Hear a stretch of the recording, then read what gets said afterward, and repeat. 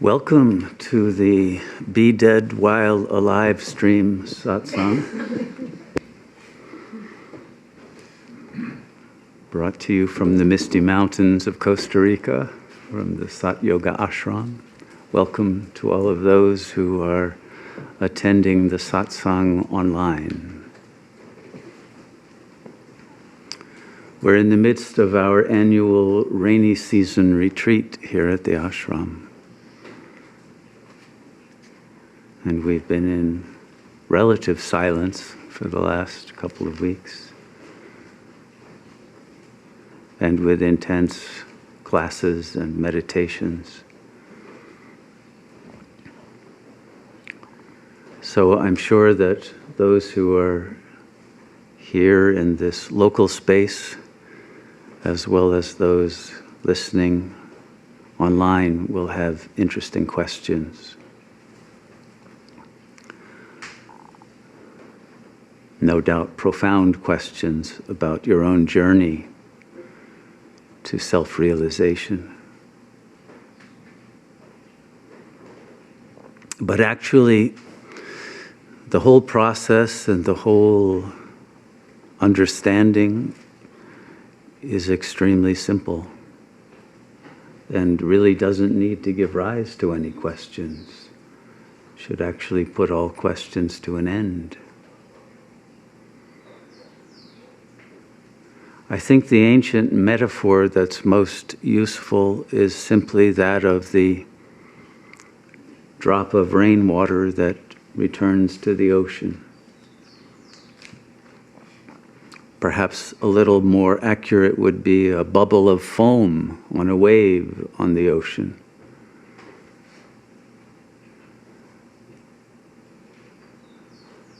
And when that ego bubble pops, there is only the ocean. And there was never anything but the ocean. And so if we understand consciousness to be an infinite ocean, an infinite field that is beyond time and space, in which the universe appears, but that appearance is nothing more than the foam on a wave within that ocean, then we understand that we have never left the original true consciousness that has no boundaries, no separate units. And all we need to do is let the bubble pop, and we will realize that the only illusion of separation came from our own invention of a membrane, of a bubble that was made of nothing other than the H2O of the ocean. And in that popping of the ego bubble, there is immediate, instantaneous release, without struggle, without resistance, without difficulty. And the popping of the bubble is simply a matter of stopping the process of inner chatter. That's all the bubble is made of, is subvocal talk. Talk that tries to convince itself that it is just a bubble, an ego, a separate being, different from the universal consciousness. But a time comes when that illusion can no longer be maintained.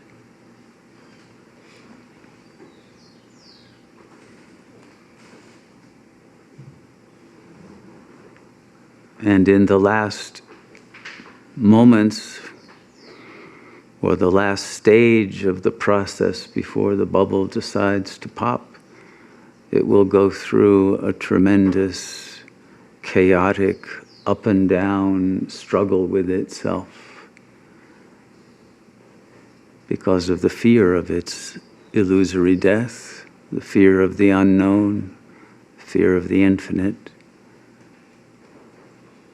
the fear of love, the fear of joy, the fear of overwhelming power. But a moment will come when the bubble will pop, and that is known as grace. And the more that the ego yearns for that grace, the sooner that it comes. Because the love for that infinite consciousness from which we derive our being and is our being, the love for that is also the love of that, the love that is that.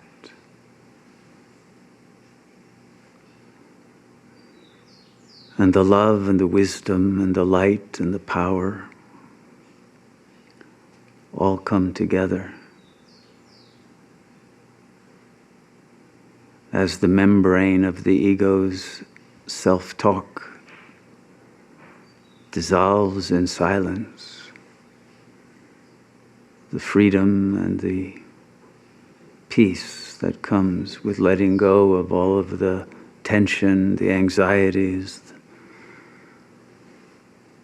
the negative patterns of self-talk that include self-hatred and disgust, anger, insecurity, fantasies of lust that cannot be fulfilled or lead always to disappointment, and karma that brings ever more suffering. Once the soul has been through all of its possibilities of self-expression and self-discovery and self-exploration of reality at the level of ego, it discovers that all of it leads only to a dead end of exhaustion and of despair.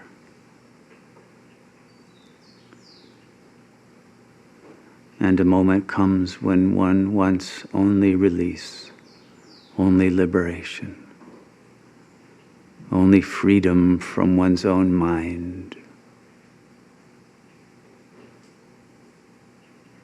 And when that yearning is single-minded and wholehearted, then grace is given.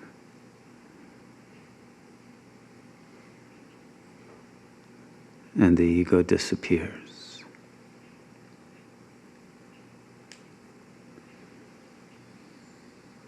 But what emerges is that power of presence that is not empty of being, but that is filled with the power of eternal truth, eternal light, eternal presence.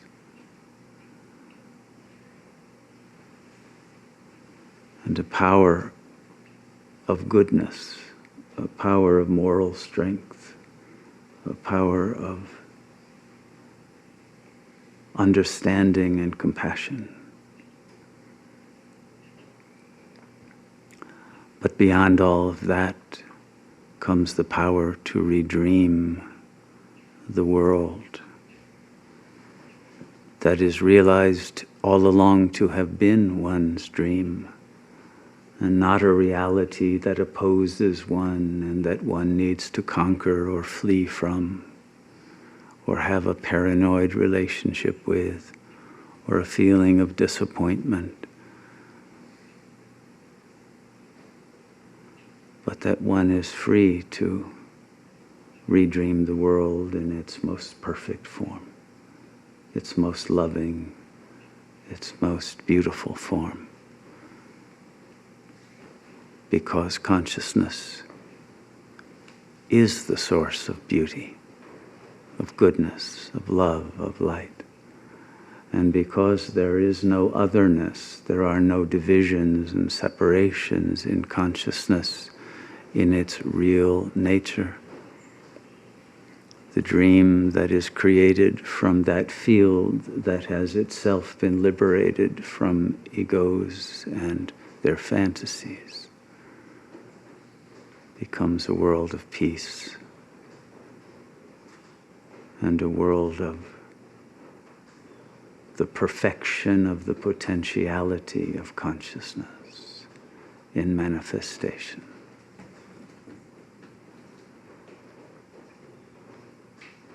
And we gain the gift to realize that we are that.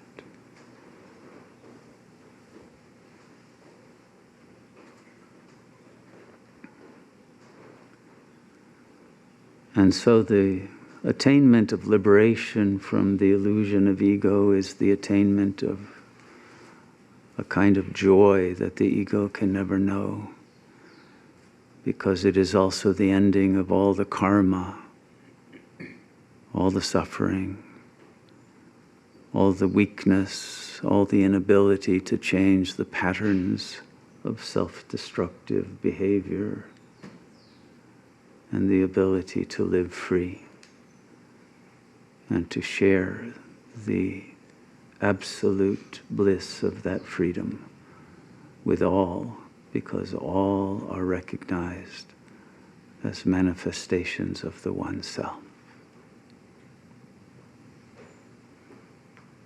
the One Light. And now, in this moment of the death of a civilization that has formed its way of consciousness into the most degraded form of egos, with the most corrupt ways of treating one another, the most lustful and perverse, and the most conflicted and violent, we have fallen to the lowest level of the ego's possibilities. And therefore it is urgent that we release ourselves from the curse of our own egoic desires that have brought about suffering for every being on the planet. And we have that obligation, as well as the yearning from within, to be free and to transmit the truth of consciousness, of oneness, of freedom to all beings by becoming living models and avatars of that supreme presence. This is the function of an ashram, to help to accelerate the maturation of consciousness so that it can make that choice deliberately, determinedly, consciously, and finally, decisively, to pop the bubble of its own private life and become one with the life of the cosmos, the life of the Godhead, the life, the love, the light of the One Self.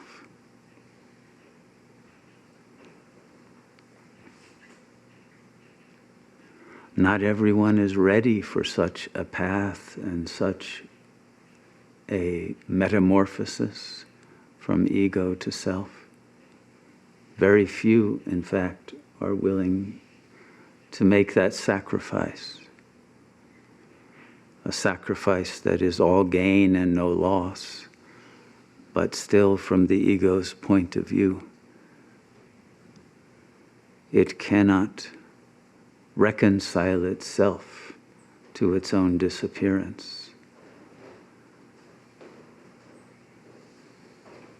And so it is only those mature souls, old souls, souls who feel that need for liberation and that moral calling to be of service to the world, during this time of suffering and degradation and destructiveness. Before that world dies of its own destructive impulses,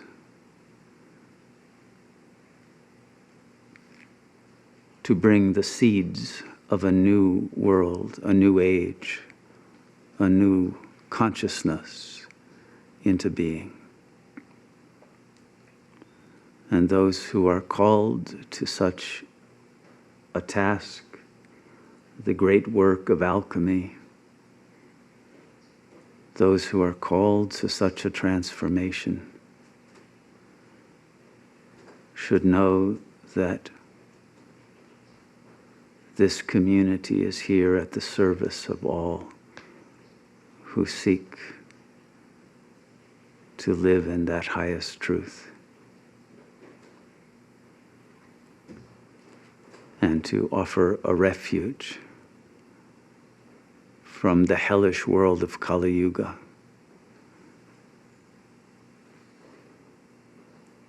For those who have the wisdom to understand that a different world is not only possible, but is the will of that supreme intelligence that is bringing us to the singularity, the omega point, that will be the end of one world and the beginning of another.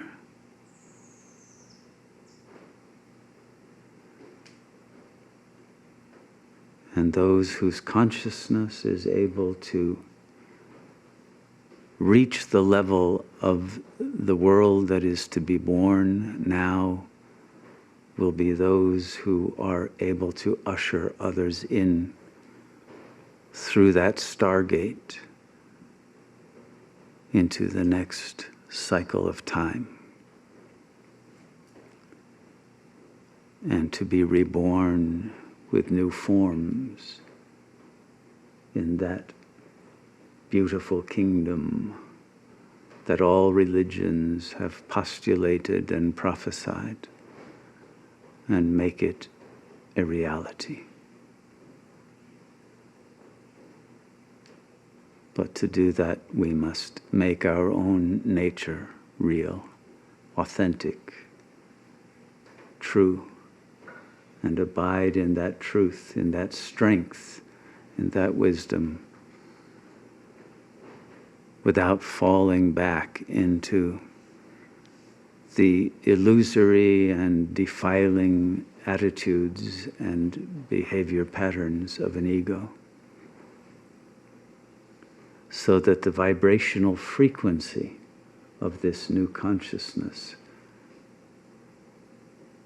becomes manifest in such a way that a morphogenetic field in which this energy of divine love and self-realization is transmitted to all beings, so that everyone has the opportunity to link to that level of consciousness and find their way to the ultimate goal of human existence. May we have the generosity of spirit to attain this goal and to share it with all through the opening of our hearts in total and unconditional love that is free of fear and free of desire.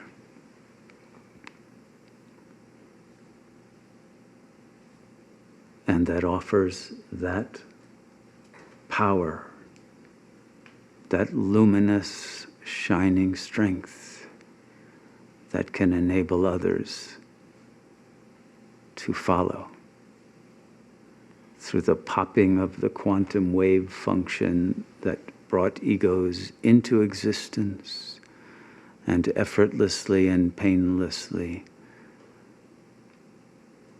enable consciousness again to be free of that illusory shell that has prevented us from knowing who we are. May we gain that freedom now through recognizing that we are already that and have never been anything but that infinite source and field of consciousness that is the one supreme being that authentically can dream, sustain, and govern a world in peace and harmony, and bring the current chaos to an end with the greatest blessings that can be imagined.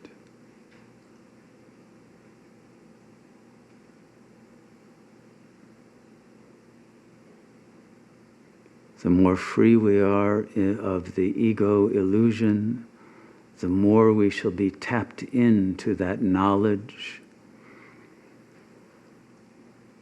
that intelligence, that strength, that love, to function in the service of the One and bring this transformation about in the quickest way that brings the suffering of all to an end and the redemption to full attainment.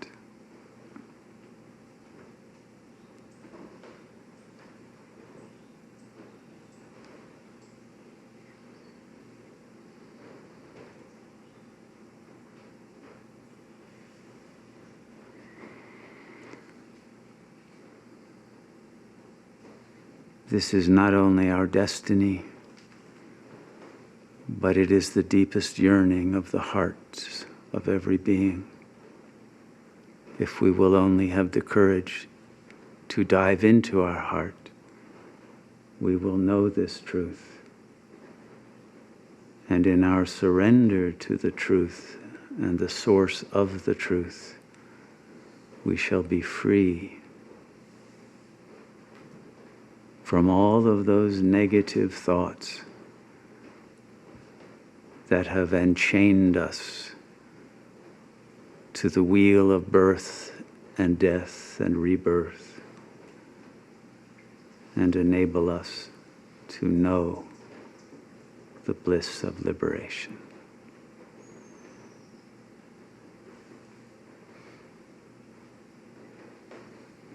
May we recognize that this truth is eternal. It is here and now. We are under the jurisdiction of the Supreme Lord, who has commanded this transformation to be underway and who guides and directs it from the subtlety of the innermost self, and whose amnesty for all who suffer from the burden of guilt or shame or sin of any kind is granted through that selfless action of surrender to the will of God. May we be wise enough to take advantage of this beautiful offering and open the prison gates in which we have dwelt and live as free manifestations of the divine self.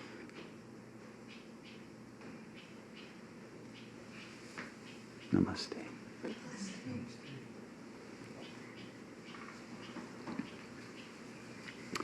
Floor is open, either locally or cybernetically. Please feel free to ask any questions or share whatever comments you wish to make.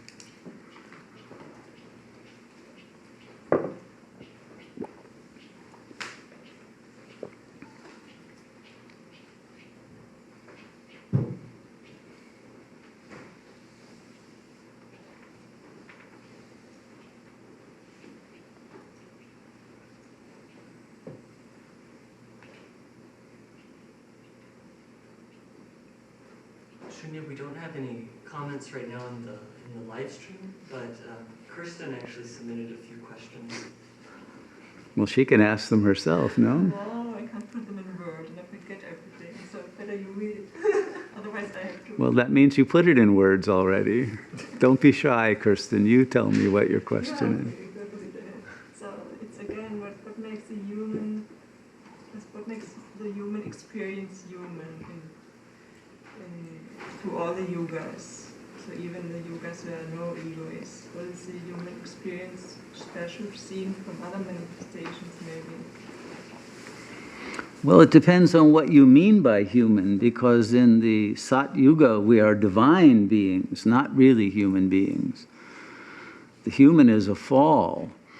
And the human comes from the combination of humus, the dirt, the mud of the earth that the body is made of, and the manas, the mind.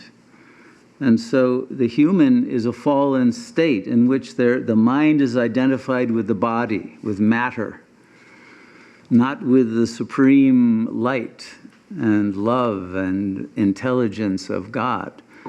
So it is a very superhuman experience that we have in the Golden Age and in the Silver Age that the human ego cannot understand. And that's why it is told about in myths and legends, but it cannot ever be part of history, because the world itself is different. It's not a material world, you see. We think there is such a thing as matter, but it's only the projection of the density of ego consciousness that produces that illusion.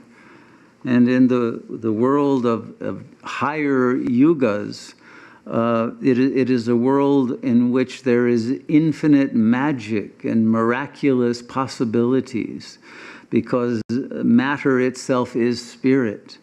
And so there are incredible powers that we cannot imagine, and incredible relationships with the cosmos as a whole that cannot now be understood, and a level of consciousness that is telepathically united with all others. So the human that feels like a separate, egoic, material being is an entirely different quality of consciousness that because of its finite separateness cannot understand the bliss of the unity with all that is. So there is a fall into that level in which there is still a capacity to intellectually understand that we must have come from this higher level and that we have fallen. But yet the ego, which is based on self-deception, tries to prove otherwise. It wants to believe that we have risen from one-celled animals. It wants to believe in Darwinian evolution and that the world is meaningless and random chance. It wants to believe in progress and that we are now at the highest level ever because we have iPhones and all kinds of other meaningless gadgets that make our consciousness even more chaotic and separate from the self. So we have deceived ourselves in so many ways that most egos can't even imagine or believe in the understanding that we have come from a much higher level of consciousness that has entropically fallen into the level that we are now in which we identify as separate beings with material forms. And therefore we cannot grasp it until we have done a sufficient amount of meditation, sufficiently deep that we have raised our consciousness beyond the level of the body identification and can be able to grok from a direct perception of reality that transcends the ego, what is possible to us that seems impossible from the ego's illusory position in the finite frame of reference. So therefore it's not easy to say what is the thread, because the thread is actually created by what we could call the soul that goes through these different lifetimes, these different incarnations of its intelligence, with different kinds of bodies in different ages that finally become dense and materialized in the Dwapara and the Kali Yuga that we are now at the end of. And because of that density, we have even lost belief in the soul, let alone in the Holy Spirit or in the supreme, infinite, unified consciousness. Ironically, it is science itself that is now bringing us back to an understanding of the unified field and of the entanglement of particles and of energies that can cross the cosmos instantaneously with scalar waves and various other concepts that are coming into the scientific paradigm. But the average ego, or even the physicist, cannot yet understand that this pertains to a new potential level of consciousness that will transform us. It won't just enable us to create rocket ships or other kinds of material technology, but will bring about an entirely qualitatively different psychotechnology that will change the very fabric of reality into a new form. So in another yuga there wouldn't be an earth? How to see the connection between humanity and earth? Well, you see, in the religious traditions, they speak about celestial realms, right, beyond the earth realm. Well, the earth realm itself will be that celestial realm. There will no longer be an earth as we know it, because the vibrational frequency will change. So it will still be the earth, but it will not be the earth as it is now consciously perceived through the five senses of an ego and interpreted through its finite frame of reference. And it's because we don't grok that this is all consciousness. It's not matter. It's not made of particles. It is consciousness itself, and therefore it has infinite potentiality of transformation. We cannot, with the ego mind that believes, oh, this is hard and solid and it's created by cause and effect over millions of years or evolutionary processes, etc., that we cannot magically transform that world in a higher state of consciousness. So therefore, this understanding eludes the ego mind. So is there on a level, like on a soul level, the earth to see as a, let's say, the vibration changes of humanity or from the earth? Of everything. Everything, but if everything is happening simultaneous, there is no time. So what makes the change? The vibration of humanity? Or? Well, the vibration of the ego today is what creates the illusion of linear time. And so, yes, that linear time is a reality for the ego. But once we are in that higher level of consciousness, then we will be abiding in an eternal consciousness. But that can be lost again, and the illusion of time returns. But eternity and time are actually not two different things. It just seems like we are now in time, and that time is the representation of eternity. But actually, it is no different than eternity, but it is perceived as time by an ego that is in its own linear mode of perception, because it is inhabited by language, and therefore it can perceive only through linguistic categories and the syntax of duality, subject-object separation, and therefore it cannot know that eternal presence that is non-dual. That's why we have to do the work of silencing the mind so that the direct perception by the self becomes once again revealed.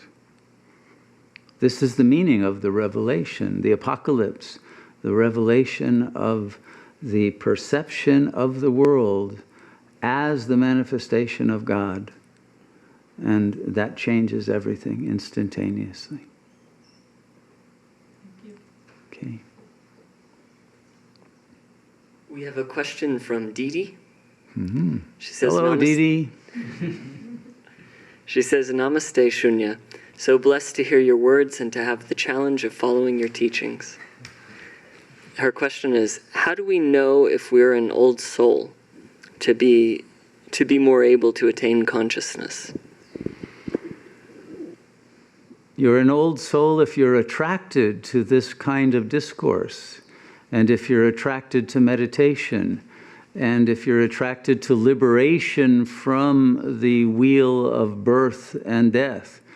The more that your interests and obsessions are about the physical, phenomenal plane, the more you're interested in money, and the more you're interested in sensual pleasure, and the more you're interested in artificial forms of altered states of consciousness rather than the real thing through transcendence of the ego, that will be a barometer of whether you are a younger soul who is still more interested in the experience possible within the phenomenal illusion than interested in return to the noumenal reality. The older soul has already exhausted that, it's done with it, it wants something more, and it wants the transcendence of its identification with the body. Very old souls do not care about the body. They don't have much attachment, if any, to biological family. Their attachment, their love is for God, for the self, for Buddha, for the supreme understanding and reality that transcends time and human life. And the more that that is the focus of one's yearning and one's attention and study and meditative action, then you will know that you are a soul who has completed the cycle of your incarnation, and now it is time to return to the source from which we have come. And so there will be a natural settling out of those older souls from the younger souls. The very young ones enjoy Kali Yuga. They enjoy the computers and the iPhones and all of the rest, the flying in airplanes and going on vacations in so-called exotic places. They even enjoy wars and making money on the stock market and those kinds of things. And their interest in transformation and transcendence is very little, if at all. So it's a very clear situation of old or young. But the real question is one ready to graduate from this level of the school? Because there are higher levels to go than the one we are in now. And it's even among old souls, not everyone is ready to graduate. It's that will be the difference between liberation or going around one more time and enjoying the full spectrum of possibility within this plane, but not fully transcending it to the next.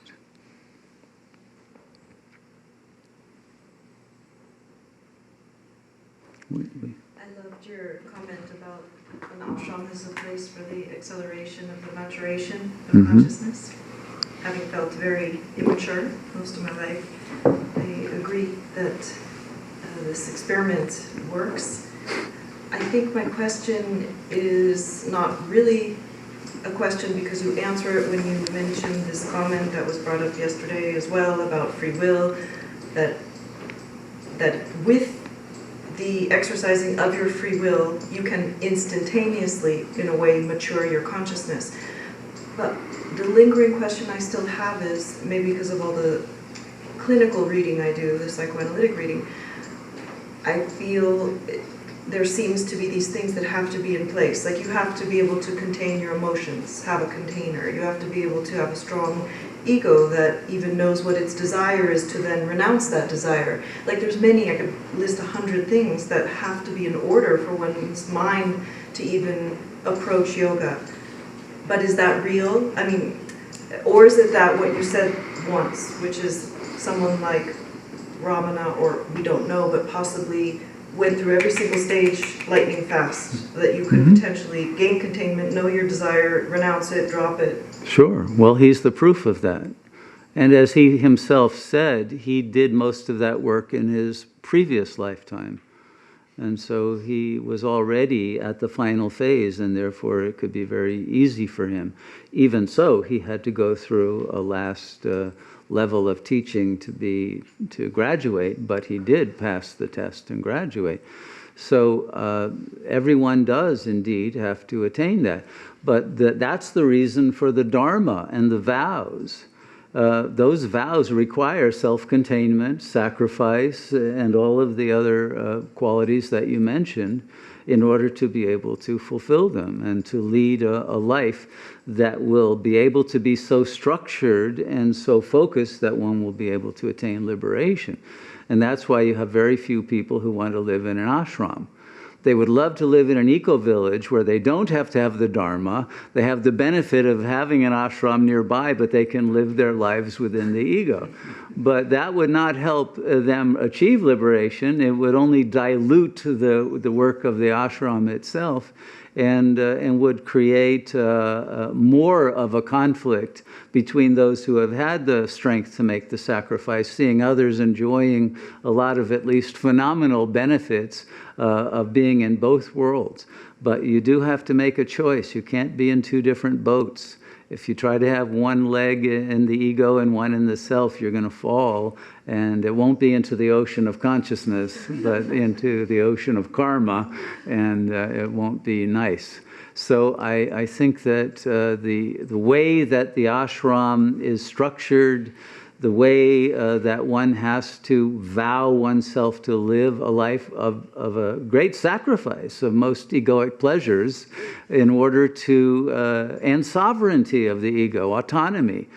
And the reason why most people don't want to live here is you have to be under the control of the Dharma. It's not a tyrannical control of an ego, but it's admitting that one's life is unmanageable, just like they admit in the 12-step programs. But we're going to let God manage our life, not one another in trying to figure things out from the ego level, but with the wisdom and with the power and the vibrational frequency of divine love and wisdom to be able to reach that level.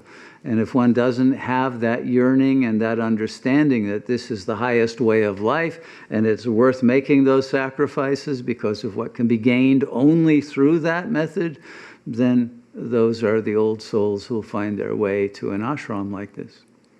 So one more question on the old soul. That was exactly what I was going to mention when you said older souls don't have much attachment to family or body. I wrote not much attachment to family or Buddha. And I've asked you this before, it was a slip. What does this mean, not when you see another Buddha in the road? Oh, yes. Well, that's a Zen aphorism which just says, don't simply worship the Buddha and someone else, realize you are also the Buddha. Right? So it's not about being violent toward Buddhas, but it's not settling for being a spectator of others becoming Buddhas and leaving you in the dust. Become the Buddha yourself. Okay. You said before, the more the ego yearns for grace, the sooner the ego bubble pops. And I was wondering, what is the difference between kind of an egoic wanting to achieve some state of liberation and the actual kind of yearning that makes the ego bubble pop? Yeah, this is a very good question. in the beginning, it may be, or at least seem, that it's the ego dabbling as a dilettante in spirituality and wanting little bits of what seem to be signifiers of higher consciousness.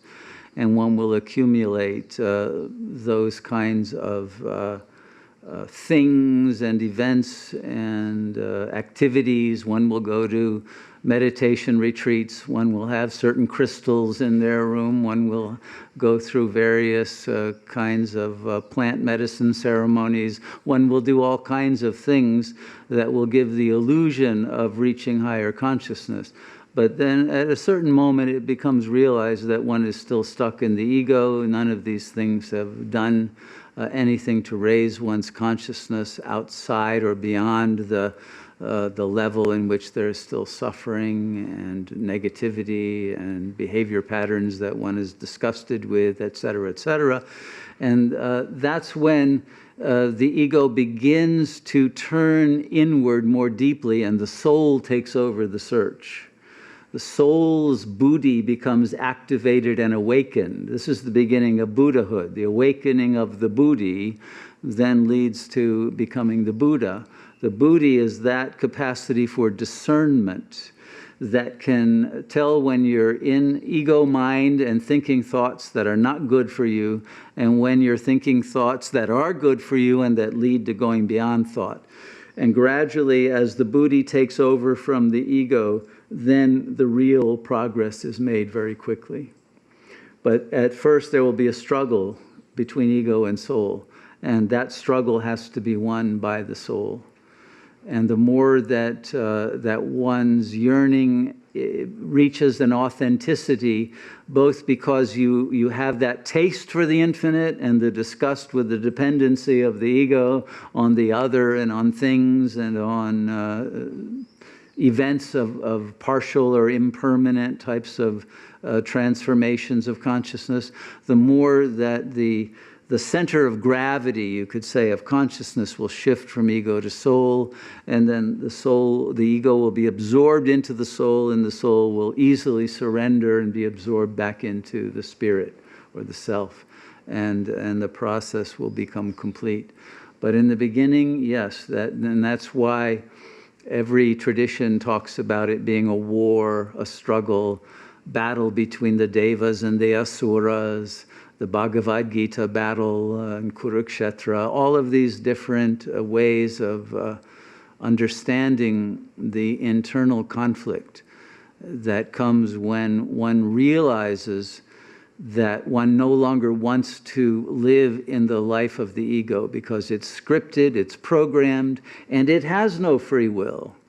You see, even the realization that you have free will to not be in the ego only comes when you have glimpsed the soul, and the buddhi has become awakened enough to recognize that the ego mind is in a state of self-deception and it has no free will.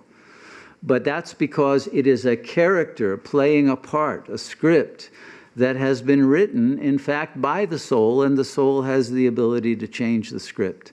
And then that script becomes one of a being who is a saintly, yearning being for the Holy Spirit, and then one will achieve that transformation easily.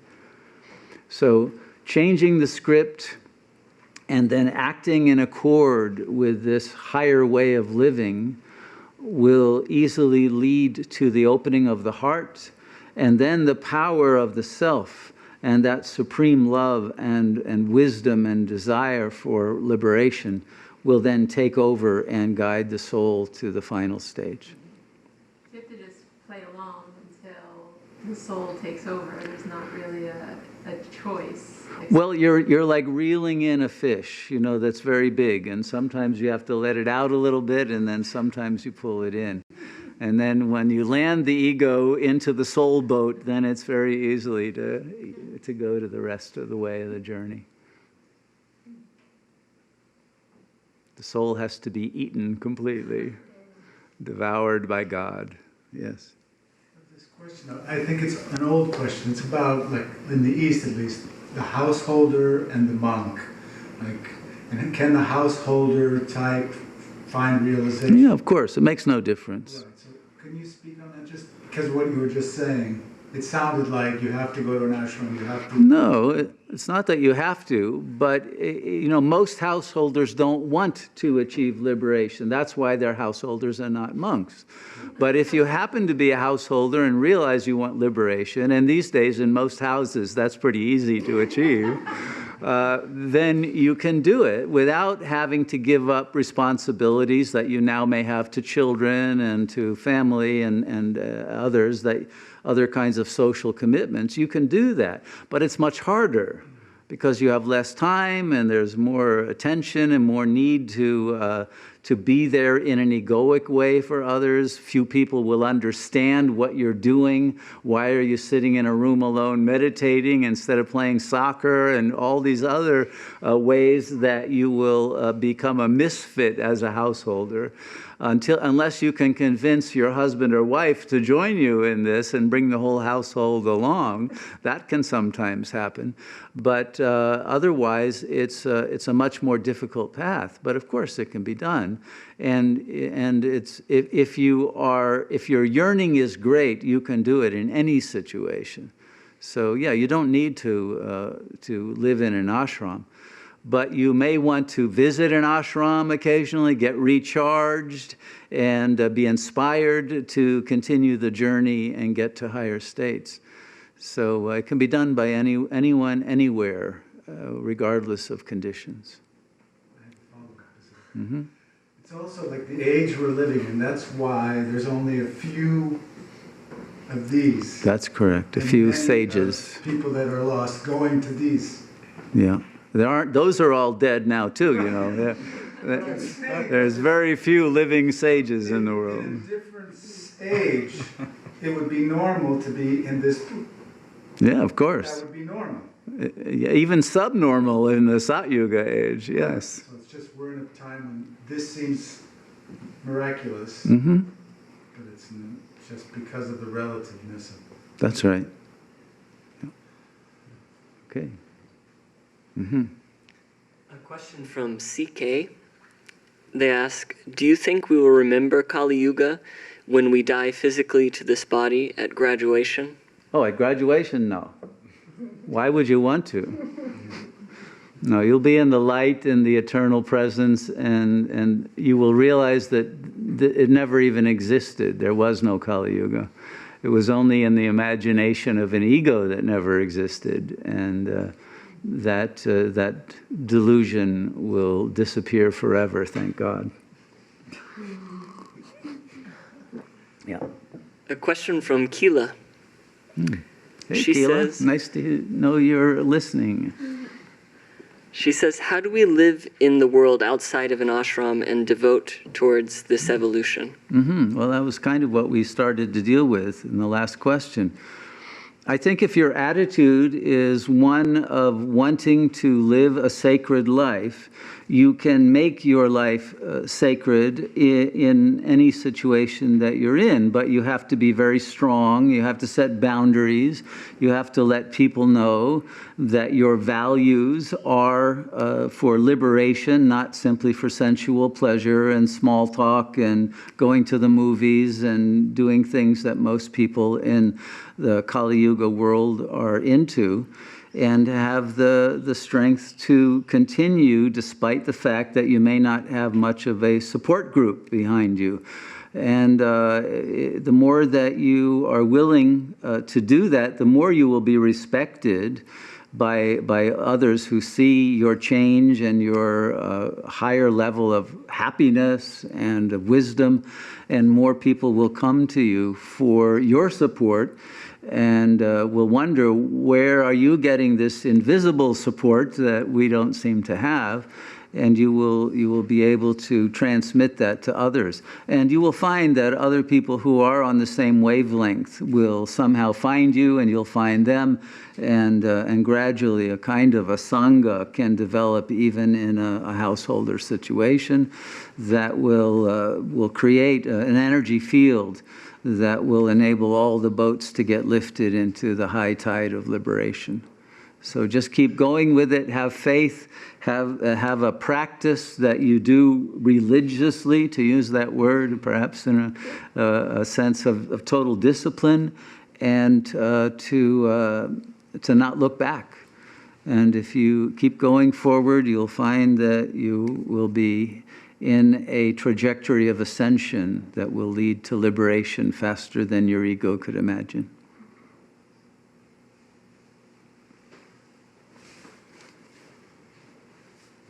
Anyone else? Yes. In your teaching this week about the fire of sacrifice, Mm. you mentioned that what is lost in the fire of sacrifice is the illusion of suffering. Mm-hmm. And the more the ego craves to be free of its suffering, the more suffering it creates. Mm-hmm. Can you expand on that a little bit?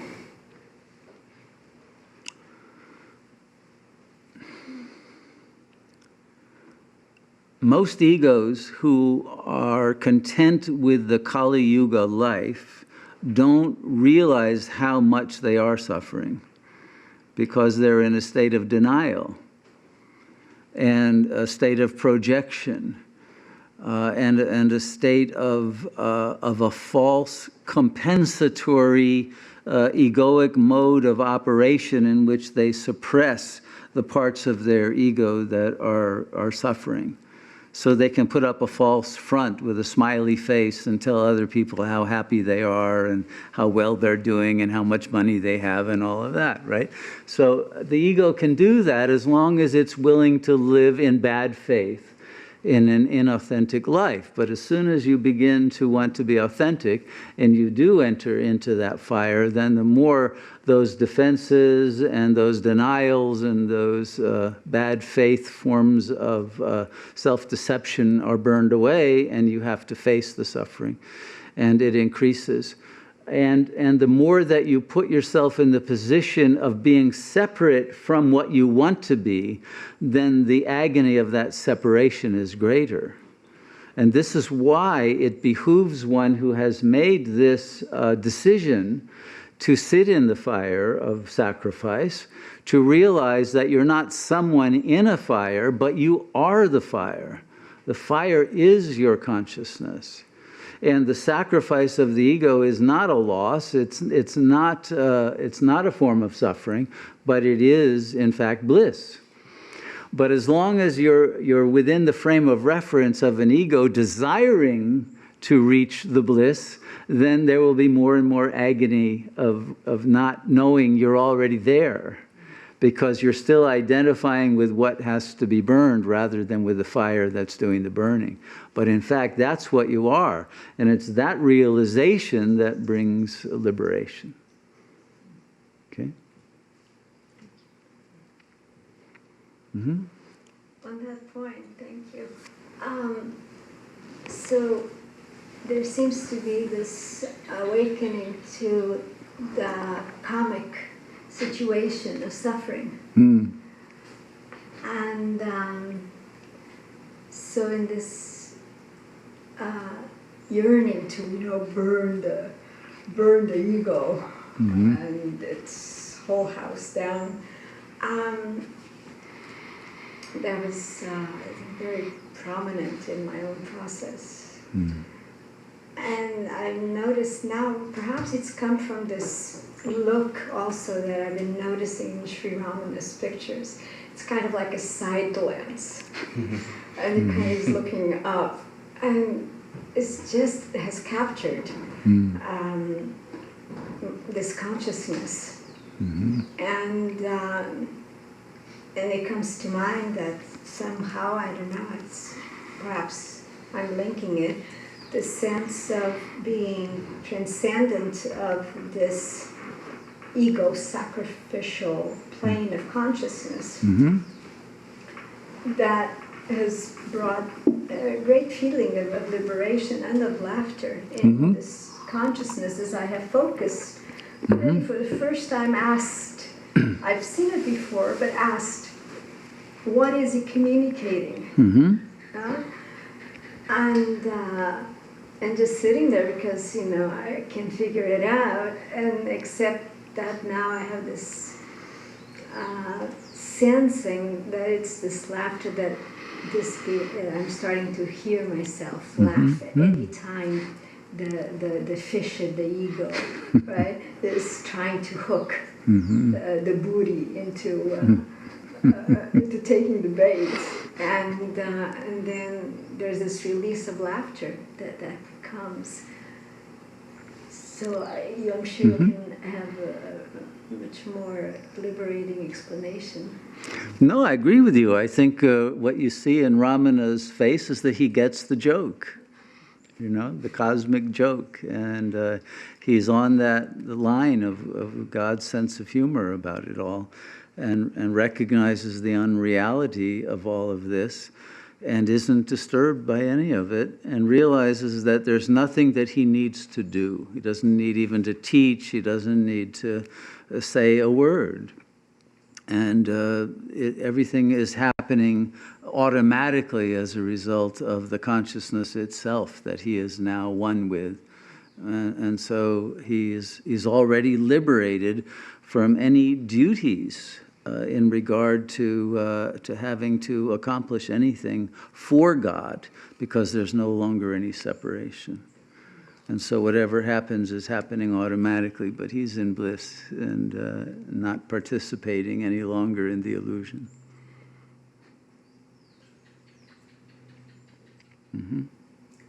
We have another question from Dee Dee. Yeah. She asks, do the vows require celibacy even in a marriage? Yes. And it's not so much a requirement as a freedom from the burden of having to engage in activity that will bring you down into a state of body identification and of a loss of the power of the prana when one has remained free of the, let's say, electric discharge of an orgasm for a long enough period.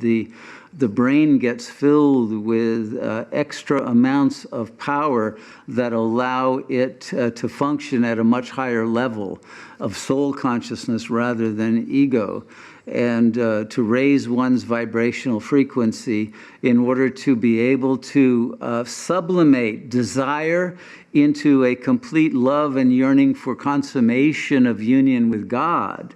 And that creates the ultimate orgasm called Satchidananda.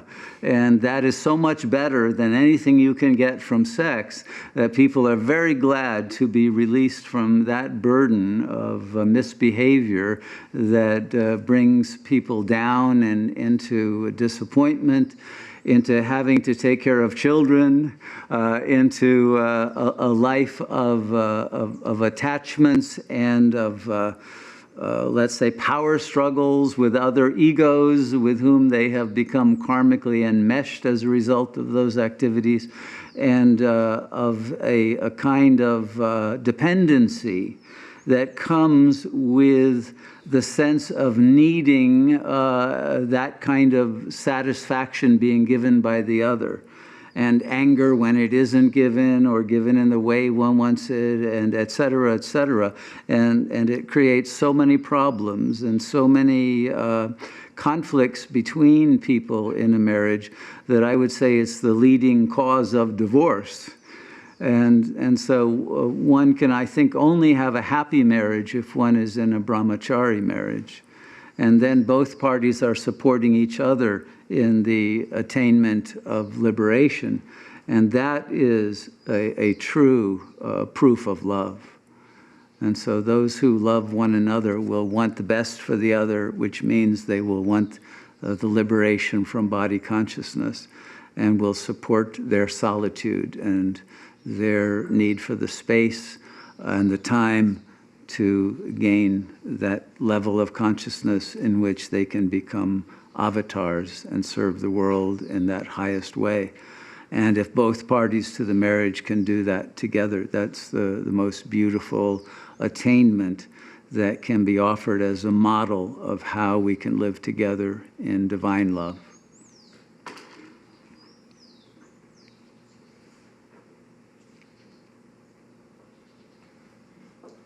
Another question from Keela. She says, can you speak about the limits of compassion and the relationship between compassion, wisdom, and the Supreme? The limits of compassion. Well, compassion, to be accurate, must be integrated with dispassion. Otherwise, it becomes a sentimental attachment and a rescue fantasy and a seeing of the other with some kind of pity or with a sense that the other is helpless and is a struggling ego. And by perceiving them in such a way, it actually creates more problems by giving that projection. So the ultimate compassion is to realize that the other doesn't need your compassion and to transmit that to them. And if one can do that with complete dispassion because one has oneself gone beyond the need for any help or compassion from any external source, then one has reached a point where the vision of unity and of the one self manifesting in all is able to actually create an empathic response in the other so that they are able to resonate at the same level and then no longer feel that they are in the need for anyone's compassion. So to free someone from that illusion that they need help is the best help that one can give. And that help only comes from the wisdom, the truth, and the power of that supreme love and light that is already beyond duality. I hope that was useful, Keela.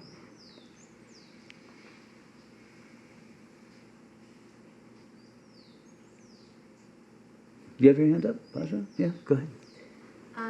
This week I was contemplating the two readings that you gave of Ramana's students, the shining one, Muruga, and the one by Annamalai Swami.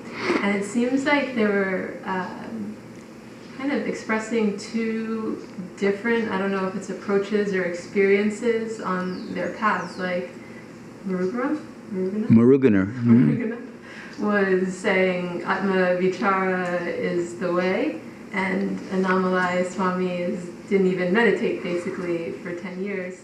And then he's given this transmission from Ramana. So I had two questions actually. One, is it about kind of combining those two approaches, I guess, in a way, or picking one? And then in the anomaly of just remembering all the time that you are the self, how could you kind of, it seemed like an affirmation and a reaffirmation, so how could you be affirming or reaffirming the self if you didn't even come to the place where you could know the self through something like Atma Vichara?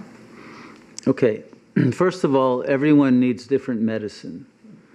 If Annamalai Swami had been told to sit and meditate, he would have accomplished nothing because he wasn't prepared to be able to do that. What he was able to do was service.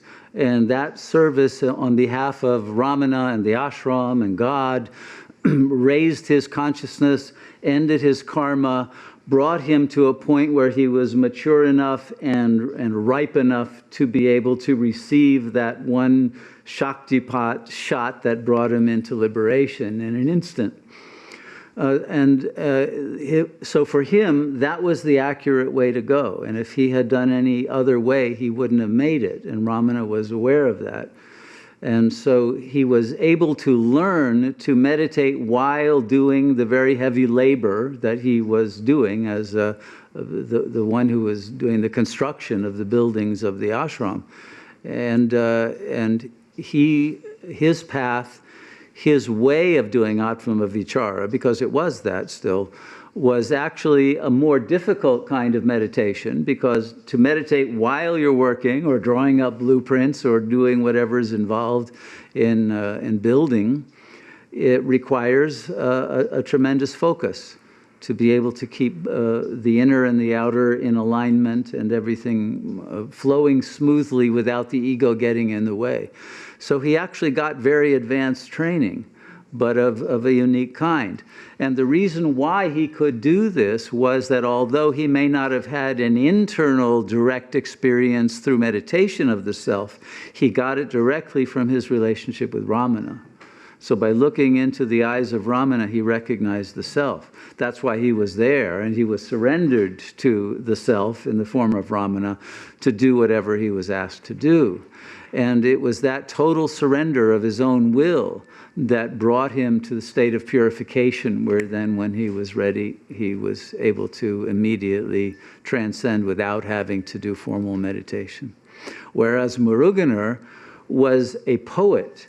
His work was to reach God through the writing out of the progress he was making internally and leaving crumbs for the journey for those who were more intellectually minded to understand what you have to do to get there.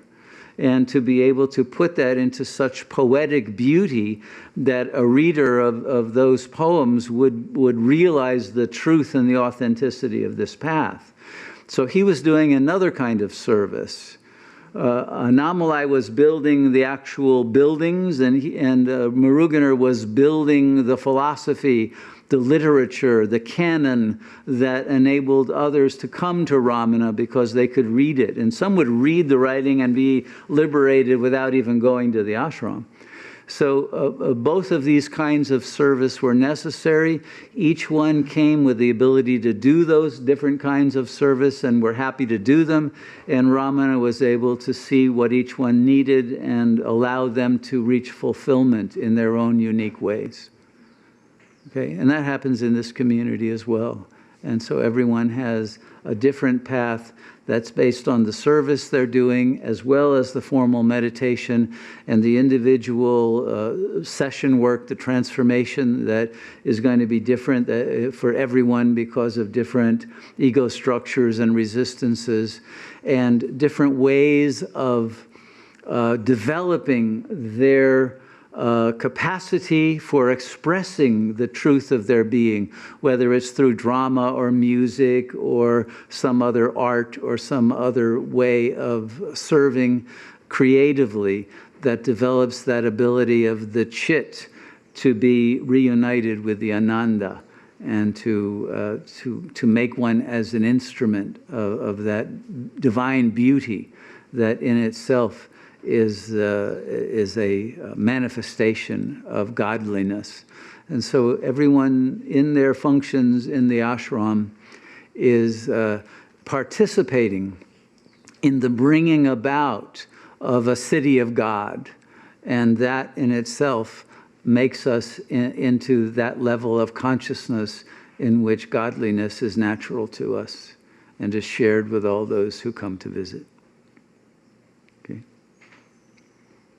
Mm-hmm. First of all, Didi said in response to your answer, wow, thank you for the answer, Shunya. Right, Brahmachari. It's about time, Didi. And we have a question from Gaetan. Mm-hmm. Gaetan, welcome from Quebec, yes? What's your question? He says, are there obstacles in the transition from soul to the self? Yes, there are two obstacles. One is that the soul's capacity of symbolic knowledge becomes a temptation to develop further than necessary for the attainment of the self, and one can fall into the desire to use the increased intelligence of the soul to become a great philosopher or therapist or guide of some kind that still remains within the framework of duality. One also becomes someone who is very capable of being very loving and creating beautiful relationships with others, very altruistic, a model citizen, someone who will be looked up to as one who is worthy of respect and honor, etc. And it's easy to be tempted to settle for being seen in such a very nice way by others.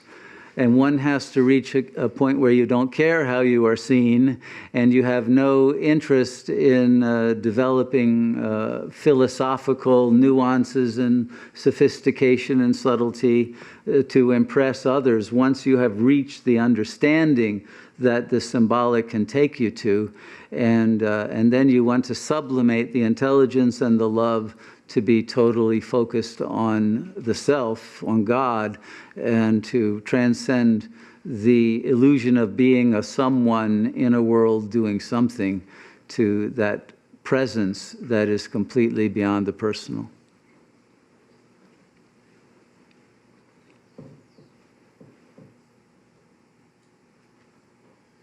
Okay. We have a question from Oscar Bon. Welcome, Oscar. He says, Namaste Shunyamurti. Can physical constant pain be a way to liberation? I sleep very little but interact 3 to 4 hours a day. Every day instead of suffering insomnia. It's a very difficult path, but yes, if you can meditate in the midst of the body's pain, you can become detached from the interpretation of what the nerve impulses are communicating to the brain from being felt as pain. And you can recognize it simply to be information that the nerves are sending to be received. And you can be in such a state where you say, I've got the information, thanks. You don't need to send me those nerve impulses anymore. And you can get to the point where you become the master over this bodily structural nervous system way of functioning to be able to shift its functioning so that what has been pain will be reconfigured as bliss.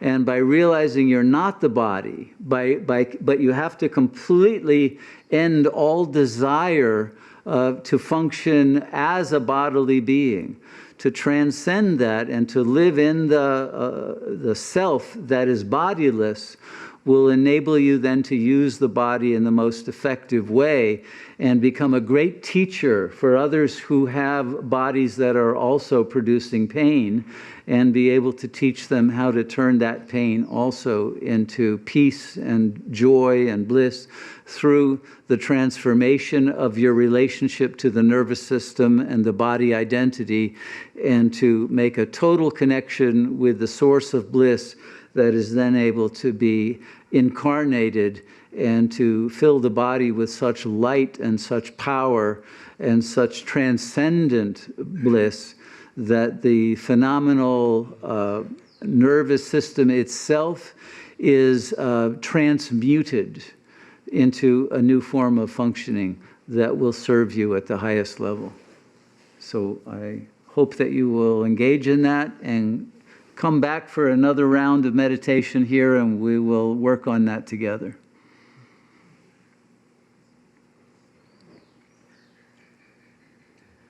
Okay, we're getting toward the end of our satsang. Are there any other burning questions that anyone has in local space here?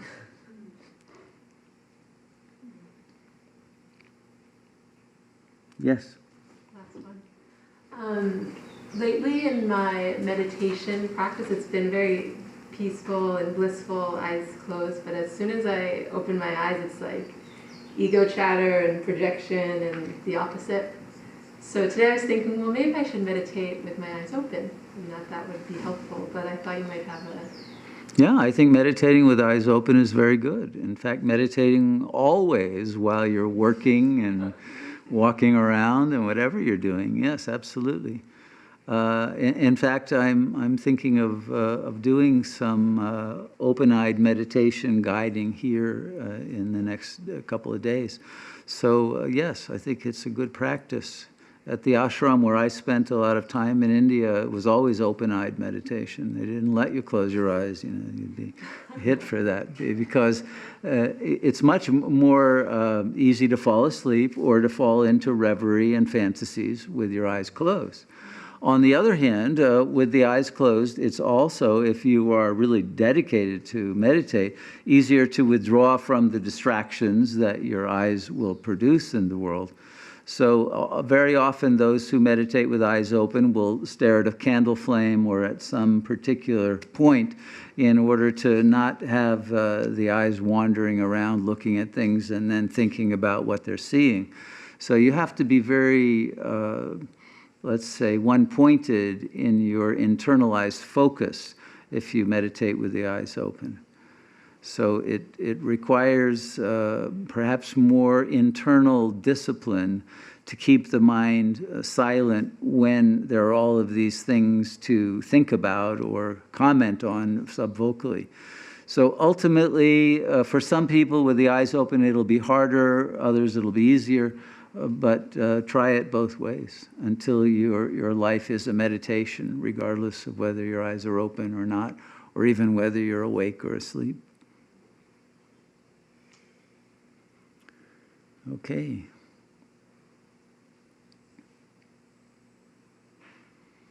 Do we have any more online questions? Other than from Didi or Keela. They've had their quota. Isn't there anyone else with a question? There's one from Hamid, I believe. I haven't had the chance to read it yet, but I'll just read the whole thing. Mm-hmm. Blessings Shunyamurti, awareness of absolute is recognized and the mind is yuged to it. I think that means yoked, maybe. Yet from time to time, the deep entangler wirings of the mind, which produces the knot of false patterns, perception, and identity still operate. Is it like a periodic eclipse gripping awareness to a lower realm and pretending to be the orbiter of reality? This fluctuation interferes with one's higher purpose to leave eternally in full power of truth and service. What is the most powerful practice to once and for all turn the ego mind into a total subservient of Supreme Being? Well, so you accurately understand it, Hamid, which is an oscillation between ego consciousness and soul consciousness. And there hasn't yet been a conscious, determined decision to let the ego die, to be free of ego and to remain in the soul and in the self. This decision needs to be made fully, completely, rigorously, and determinedly without backing off or giving in to the ego's temptations. And if that is done, then you will be free of this. But if you want to know the fastest means of doing it, it would be a surrendering of your life to a community of a spiritual sort that would take away the option of being able to indulge in ego consciousness and would have a sufficiently rigorous dharma and program of service and of study and of transformational practices and individual inner work to make sure that that sanskara or tendency to fall back into the ego was completely eliminated. But the reason I think that there will be hesitation in following that advice is the ego itself not wanting to give up its sovereignty, its luxury of being able to do whatever it wants to do, and of wanting to maintain the option to enjoy the pleasures and the suffering, the jouissance of ego consciousness. At some point, when you're really done with that, then you will be willing to make a surrender of the illusory sovereignty of living a life alone and separate from community, and realize that the real service begins when you are willing and able to give your life to the benefit of others, of all beings, and to live in accord with a dharma that eliminates the ability of the ego to raise its ugly head and disturb the bliss of the self. Blessings, Hamid. Okay, I hope this has been useful for people, and that everyone is gaining the maturity, the insight, the wisdom, the power, the joy of self-liberation, and recognizing the urgency of doing it while we still have a world that is not totally in chaos, but recognize that the advance of the horsemen of the apocalypse is happening quickly, and that those who seek liberation before the flood rises too high and want to find Noah's Ark in order to have that spiritual refuge in which liberation can be safely attained, should make their decision and act quickly to be able to gain the option and the support necessary to go through the time of tribulations which this planet is now facing. Blessings to everyone, and may the force be with you.